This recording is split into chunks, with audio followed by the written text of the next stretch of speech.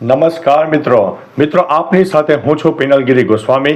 આજની વિડીયોમાં વાત થશે આવનારો ઉનાળો કેવો રહેશે, કેવું રહેશે ગરમીનું વાતાવરણ, અત્યારે ઠંડીનો માહોલ છે, ક્યાં સુધી રહેશે ઠંડીનો માહોલ।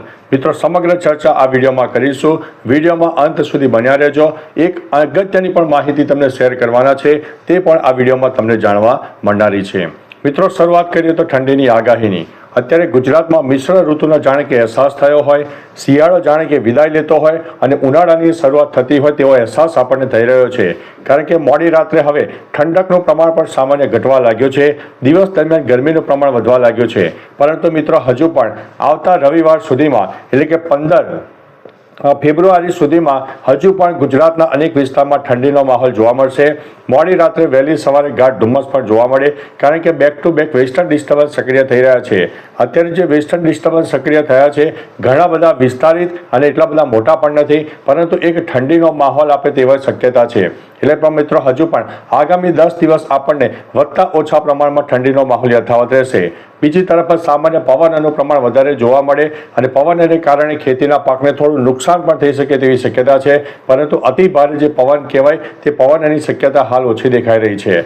હવે એક પછી એક વેસ્ટર્ન ડિસ્ટર્બન્સ સક્રિય થઈ રહ્યા છે, જેના ભાગરૂપે થઈને હજુ પણ ગુજરાતમાં ઠંડીનો માહોલ તો જોવા મળશે, પરંતુ મિત્રો જે મહત્તમ તાપમાન છે જે અત્યારે આપણને 20-21 ડિગ્રીની આસપાસ જોવા મળતું હતું, તે મહત્તમ તાપમાન 30 થી લઈને 35 ડિગ્રી સુધી પહોંચી જાય તેવી શક્યતા છે। એટલે ગુજરાતના અનેક ભાગોમાં હવેથી ગરમીનો માહોલ સર્જાશે અને તમારે સ્વેટર, ટોપી, મફલર જાણે કે બાજુમાં મૂકી દેવા પડે અને પંખાની શરૂઆત કરવી પડે તેવી પણ શક્યતા હાલ દેખાઈ રહી છે।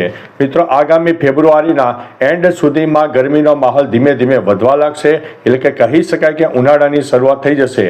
મિત્રો માર્ચની 15 તારીખ સુધીમાં સ્ટેપ બાય સ્ટેપ ગરમીનો માહોલ જોવા મળશે, જેમાં મહત્તમ તાપમાન 38-39 ડિગ્રી સુધી પહોંચી જાય અને માર્ચના એન્ડ અને એપ્રિલની શરૂઆતમાં કહી શકાય કે મહત્તમ તાપમાન ક્રમશઃ વધારો થાય અને મે સુધીમાં તો મહત્તમ તાપમાન 42 થી લઈને 49 ડિગ્રી અથવા તો 50 ડિગ્રીએ પણ પહોંચી જાય તેવી શક્યતા છે, જેમાં ગુજરાત અને રાજસ્થાનના અનેક ભાગોમાં આજે ઉનાળાની ગરમી છે વધારે પ્રભાવિત કરે તેવી શક્યતા દેખાઈ રહી છે। એટલે મિત્રો ટૂંકુને ટચ આ વખતે ઉનાળો આકરો રહેવાનો છે।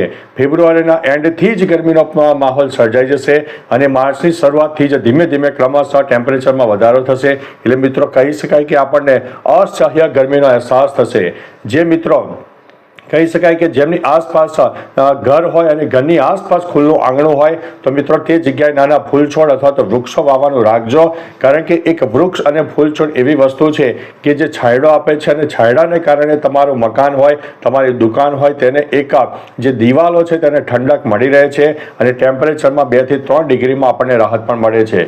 બીજી વસ્તુ મિત્રો, તમારી આસપાસ ફૂલ છોડ હશે અથવા તો વૃક્ષો હશે તો તેના જે મૂળ છે એ મૂળ પાણીને હંમેશા શોષતા હોય છે અને તમે જ્યારે પાણી રેડો છો ત્યારે નીચે ભેજનું પ્રમાણ પણ સર્જાયેલું હોય છે। એટલે તમારી દુકાન હોય કે પછી તમારું મકાન હોય તેનું જે ગ્રાઉન્ડ ફ્લોરિંગ છે એ થોડું ભેજવાળું રહેશે અને પાણીની માત્રા નોર્મલ જળવાશે, કારણ કે મૂળ એ પાણીનું શોષણ કરતા હોય છે અને જેના લીધે થઈને જમીનમાં ભેજના પ્રમાણને કારણે તમારા ફ્લોરિંગમાં પણ તમને ઠંડક લાગશે। એટલે મિત્રો કહી શકાય કે જે નીચેનું ગ્રાઉન્ડ ફ્લોર છે અને દિવાલોમાં જો ઠંડક મળી રહેશે તો તમને તાપમાનમાં 2 થી 3 ડિગ્રીમાં રાહત થશે, જેથી તમે તે ગરમી સહન કરી શકશો।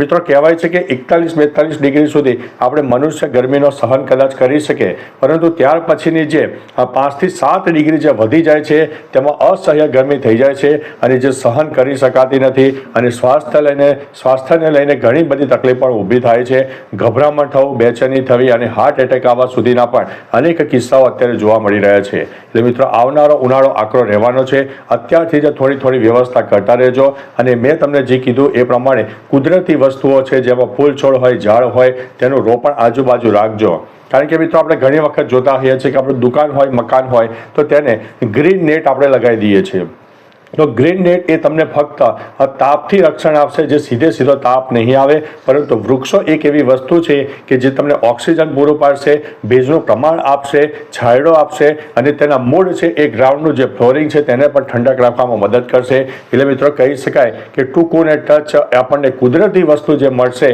જે સુવિધા કુદરતી વસ્તુમાં મળશે તે પ્રાકૃતિક વસ્તુમાં આપણને મળતી નથી। એટલે મિત્રો તમારું મકાન હોય, દુકાન હોય અને આજુબાજુ જગ્યા હોય તો આ પ્રકારનો તમે ઉપાય પણ કરી શકો છો। તમે કોઈ ફ્લેટમાં રહેતા હોય તો પછી તેના માટે તો કોઈ પ્રશ્ન જ નથી, પરંતુ જેની પાસે આસપાસ જગ્યા હોય તે આવા એક નુસ્ખા પણ અજમાવી શકે છે. તો મિત્રો તમારા વિસ્તારમાં ગરમીનું પ્રમાણ કેવું છે તે પણ ચોક્કસથી જણાવજો.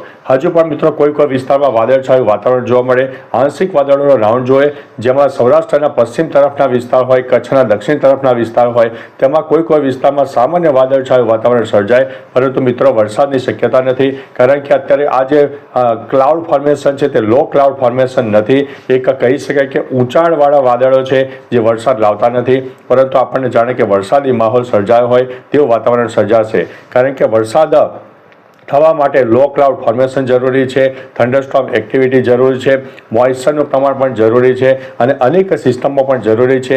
એટલે એ બધા પરિબળો પરિપૂર્ણ થતા નથી. એટલે મિત્રો વરસાદને લઈને કોઈ ચિંતાના સમાચાર નથી. થોડું એટમોસ્ફિયરમાં પ્લસ માઇનસ ચોક્કસથી આપણને સર્જાશે. બાકી મિત્રો કંઈક નવું અપડેટ આવશે તો અમારા વિડીયોના માધ્યમથી તમને તમામ પ્રકારની માહિતી આપતા રહીશું. આજની વિડીયોમાં બસ આટલું જ. આપણે ફરીથી એક નવું અપડેટ લઈને મળતા રહીશું. ત્યાં સુધી અમને રજા આપશો. નમસ્તે.